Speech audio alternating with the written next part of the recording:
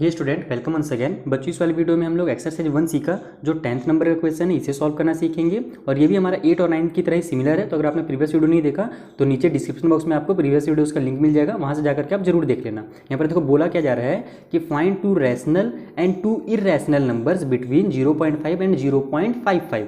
इन दोनों के बीच में ये देखो, ये भी हमारा एक रैशनल नंबर है, ये भी रैशनल नंबर है। दो रैशनल नंबर दिए गए हैं, इसके बीच में हमको दो और रैशनल नंबर फाइंड करने हैं और दो इरैशनल नंबर भी फाइंड करने हैं। इन दोनों जो हम लोग प्रीवियस वीडियो बनाया ना मैं क्वेश्चन नंबर 9, उससे भी ये हमारा इजी क्वेश्चन है। कैसे इजी है आइए मैं आपको कॉपी में समझा देता हूँ। सबसे पहले आप क्या करना है, इस तरीके से लिख लेना कि गिवन नंबर्स, हमें नंबर दिए गए हैं 0.5 और हमारे पास 0.55 दिया हुआ है 55। तो उसके बाद हम क्या करेंगे, पहले तो रैशनल नंबर बता देंगे क्योंकि वो ज़्यादा आसान है। तो 2 रैशनल नंबर बिटवीन देम करके लिखना। तो 0.5 है और 0.55 है, तो ये हो जाएगा हमारा। देखो 0.5 का मतलब क्या होता है, एक्चुअल में वो 0.50 है। समझ में आ रहा है बात ना। ये मैं आपको क्लास 8 में पढ़ाया था, मैंने कौन चैप्टर में पढ़ाया था, मेरे ख्याल से कंपाउंड इंटरेस्ट वाला चैप्टर में। इसके बारे में मैंने आपको डिटेल में समझाया था कि अगर 0.5 लिखा हुआ है तो वो हमारा 0.50 भी होगा, 0.500 भी होगा। और ये सब चीज़ आप क्लास 6 में भी पढ़े हो डेसिमल वाले चैप्टर में। हाँ, याद आ गया अच्छे से। तो एक्चुअल में ये कितना है, 0.50 है। तो ये हमारा इसके बाद का नंबर कौन सा हो जाएगा, 0.51 हो जाएगा, फिर 0.52 हो जाएगा, फिर 0.53 हो जाएगा, ठीक है, 0.54 हो जाएगा, उसके बाद ये 0.55 आ जाएगा। तो इन चारों जो मैंने नॉर्मल नंबर लिखे हैं ना, इनमें से भी आप कोई भी दो नंबर उठा करके लिख सकते हो।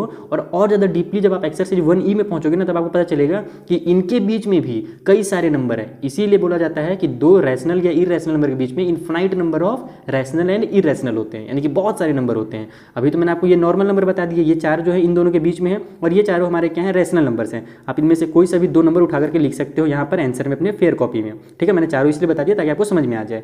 लेकिन इसके बीच में भी अभी अगर आप देखना चाहो तो 0.51 है ना, तो उसके बाद एक और 1 लगा दो, उसके बाद फिर 1 2 लगा दो, फिर 0.513 लगा दो। वो अपना एक्सरसाइज 1E में चलना, तब मैं आपको समझाऊंगा। अभी टाइम वेस्ट नहीं करते हैं, ये सिंपल सा आप समझ लो, ये आपका आंसर हो गया पहला। उसी तरीके से सेम लिखना कि दो इरैशनल नंबर, ठीक है, इरैशनल नंबर्स। अब इरैशनल नंबर कौन कौन से होंगे, तो 0.5 है ना, तो 0.50 लिखो पहले तो, ठीक है। उसके बाद फिर 0.5 या फिर इसे सॉरी कॉमन ही लगेगा हमारा, एक सेकंड रुको, 0.50 लिखा, फिर 500 लिख दो, इसी में ऐड कर दो। ये इन दोनों के बीच ही आ रहा है, ये जो आगे बढ़ रहा है ना, इसका ये मतलब नहीं कि ये इससे बड़ा हो रहा है, एक्चुअल में ये इन दोनों के बीच में ही रहता है। उसके बाद फिर 500 कर दो, उसके बाद फिर 5410 कर दो। तो ये क्या है, इरैशनल नंबर। इरैशनल क्यों, क्योंकि ना ही ये कंप्लीट हो रहा है और ना ही रिपीट हो रहा है। पहले 1 0 आया, फिर 2 0, फिर 3 0, फिर 4 0, इस तरीके से चल रहा है। इसको बोला जाता है हमारा इरैशनल नंबर। तो ये हमारा डैश डैश करके लिख दो, क्या इसी तरीके से आगे बढ़ते जाएगा, 550 हो जाएगा, 560 हो जाएगा। तो ये एक नंबर हो गया। उसी तरीके से आप 0.51, फिर उसके बाद 511, 5111, 54 इस तरीके से भी आप बहुत सारे नंबर बना सकते हो। और भी बता देता हूँ, 0.52, 522, 5222, 54 फिर उस टाइम 53 करके बना दो।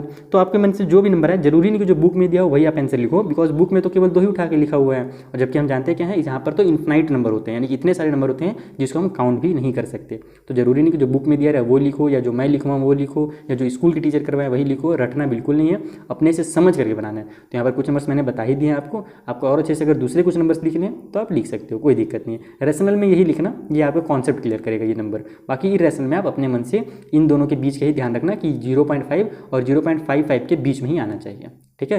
आई होप आपको समझ में आ गया होगा क्वेश्चन नंबर 10।